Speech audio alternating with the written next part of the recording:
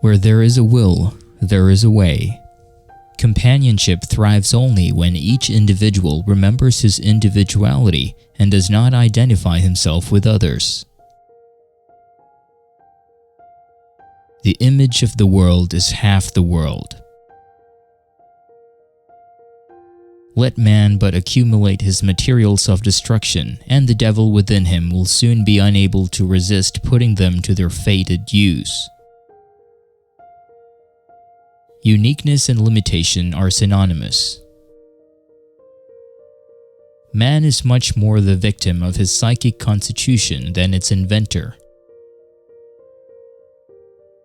But what a dreary world it would be if the rules were not violated sometimes. You do not have an inferior function, it has you.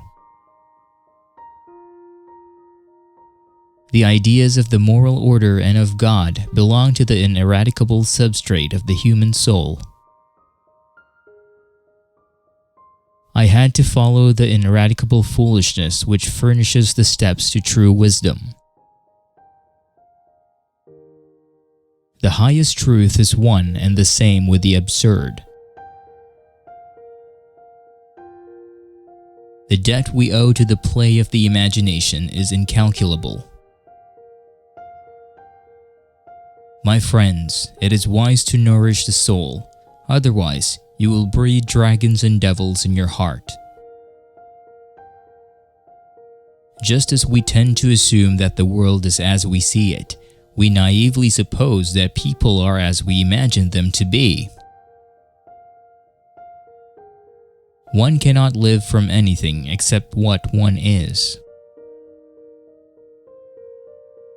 Life calls not for perfection, but for completeness. Even a happy life cannot be without a measure of darkness, and the word happy would lose its meaning if it were not balanced by sadness. The world will ask who you are, and if you do not know, the world will tell you.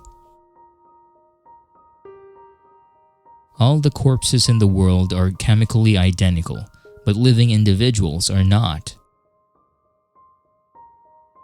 The fact is that each person has to do something different, something that is uniquely his own.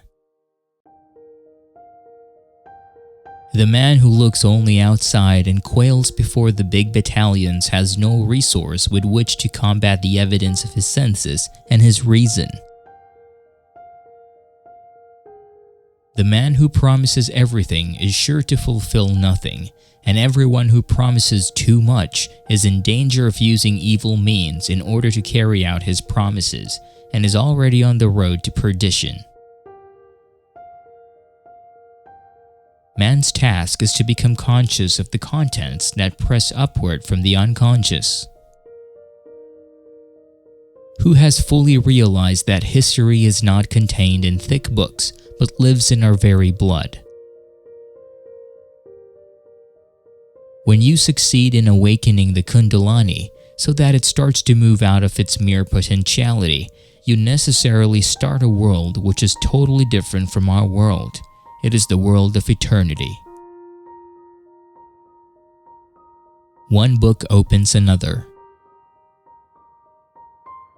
I simply believe that some part of the human self or soul is not subject to the laws of space and time. We should grow like a tree that likewise does not know its law. We tie ourselves up with intentions, not mindful of the fact that intention is the limitation, yes, the exclusion of life. There is no such thing as a pure introvert or extrovert. Such a person would be in the lunatic asylum. Your vision will become clear only when you can look into your heart. Who looks outside dreams, who looks inside awakens. Most people confuse self-knowledge with knowledge of their conscious ego personalities. To be normal is the ideal aim for the unsuccessful. Is it worth the lion's while to terrify the mouse? The psychopathology of the masses is rooted in the psychology of the individual. The mirror does not flatter, it faithfully shows whatever looks into it, namely, the face we never show to the world because we cover it with a persona, the mask of the actor.